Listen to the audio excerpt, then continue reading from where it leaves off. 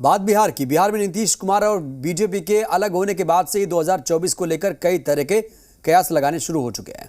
तीसरा मोर्चा अपनी एकजुटता की ताकत दिखाने के दावे कर रहा है, लेकिन इन्हीं दावों में विपक्ष की एकजुटता बिखरती हुई नजर आती है। ताजा उदाहरण आप और जेडीयू का है, जहां आप का दावा है कि 2024 में बीजेपी की सीधी लड़ाई आपसे है, जबकि बिहार में जेडीयू 8वीं बार सीएम पद की शपथ लेने वाले नीतीश कुमार को पीएम बनाने का सपना देख रही है। तो एक तरफ आप है, दूसरी तरफ जेडीयू है।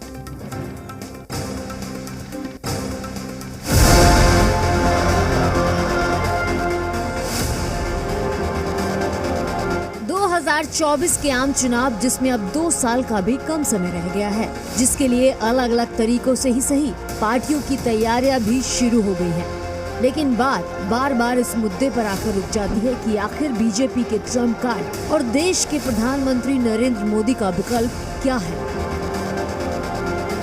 अब तक तो ममता बनर्जी और एनसीपी प्रमुख शरद पवार का ही नाम चर्चा में था, लेकिन अब इस दावेदारी में 2 नए नाम जुड़ गए हैं।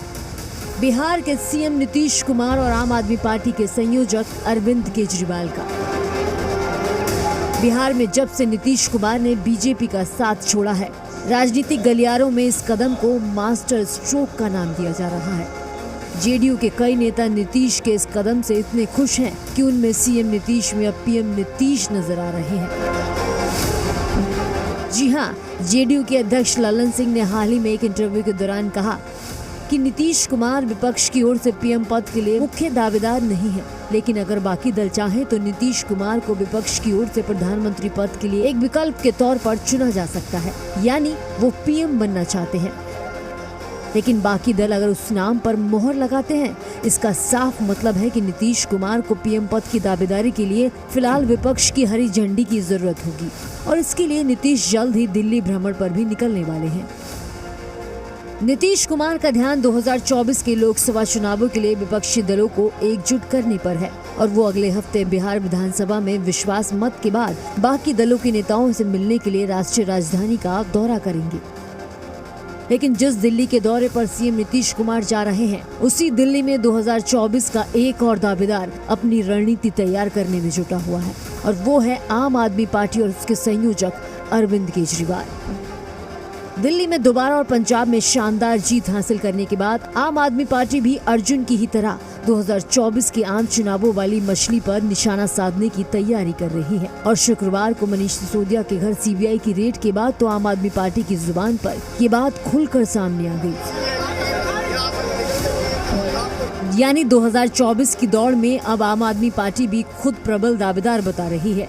इतनी प्रबल दावेदार की बीजेपी के निशाने पर कोई और नहीं बल्कि अकेले आम आदमी पार्टी है।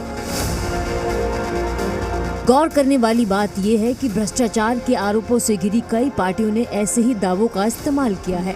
ममता बनर्जी और शरद पवार इसका बड़ा उदाहरण है। 2024 में मोदी मैजिक को तोड़ने के लिए महागठबंधन एक बार फिर एकजुट होने की कोशिश करेगा, लेकिन 2019 की ही तरह।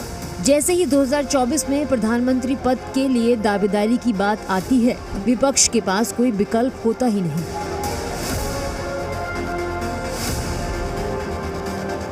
विक्टिम कार्ड खेलने वाला तीसरा मोर्चा कभी ये साफ नहीं कर सका कि प्रधानमंत्री मोदी के खिलाफ वो कौन सा चेहरा उतारेगा, लेकिन इन्हीं पार्टियों के सुप्रीमो खुद को राजनीतिक गलियारों की सबसे बड़ी कुर्सी का दावेदार बताने का कोई मौका नहीं छोड़ते।